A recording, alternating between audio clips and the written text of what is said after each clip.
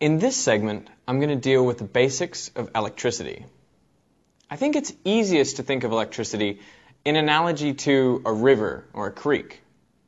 A fundamental quantity in a river is how much current is flowing. In other words, how much water is passing a point in a second. With electricity, current is also really important, but now we're talking about charge that passes a point in a second, not water. We measure that charge passing a point in a second in coulombs. So the current, which is given the symbol I, should be measured in the number of coulombs that pass a point in a second. Just like in the river, we might measure the amount of water that's flowing past a point in the number of buckets of water that are passing a point in a second, say 15 buckets a second. In a wire, we'll count the number of coulombs that go past a point, and that is the value of current, say 3 coulombs per second. A coulomb per second is given a special name. That name is an amp. But you must never forget that what an amp means is it means a coulomb passing a point in a second. So if there's a current of 5 amps flowing, that means 5 coulombs are passing a point in 1 second. Current is the easy part of electricity because I think it's not too difficult to think of the number of coulombs that are passing a point in a second. Voltage is a little bit trickier. Voltage or potential difference. I think the best way to think about that is to think about a lake. If we had a lake, there would be no current flowing. Why is that? The reason is because the bottom of the lake is flat. If you were to pick up one side of the lake and lift it up a little bit, then the water would start flowing down towards the other side. What you've done is you've created a difference in potential, gravitational potential energy.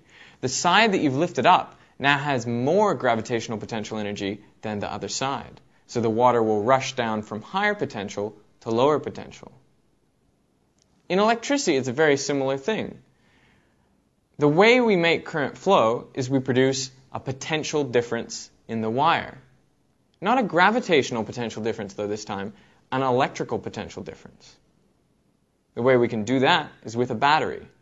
With a battery, that's like picking up one side of the wire and putting it at a higher electrical potential than the other side of the wire, the other end.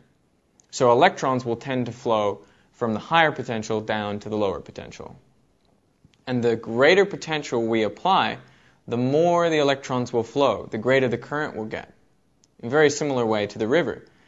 The greater the difference in height in the river, the more the current will flow. So why do we use the word potential? What does that mean?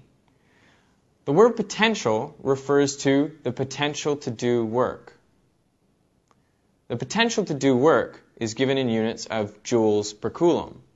That is the energy per unit charge. But 1 joule per coulomb is given another name. It's called a volt.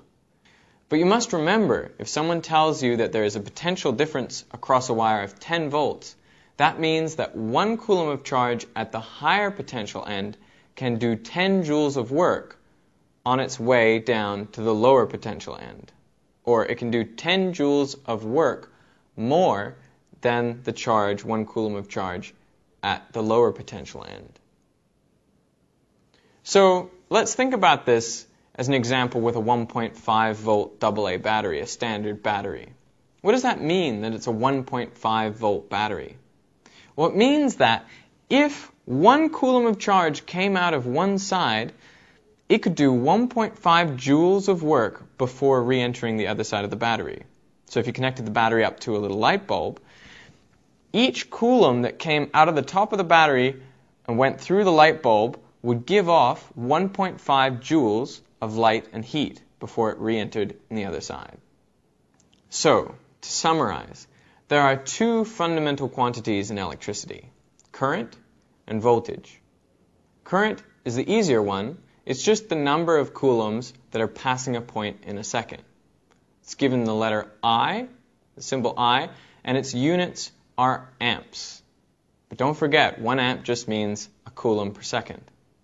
Voltage is a little bit trickier, refers to the difference in potential to do work in a wire. difference in electric potential.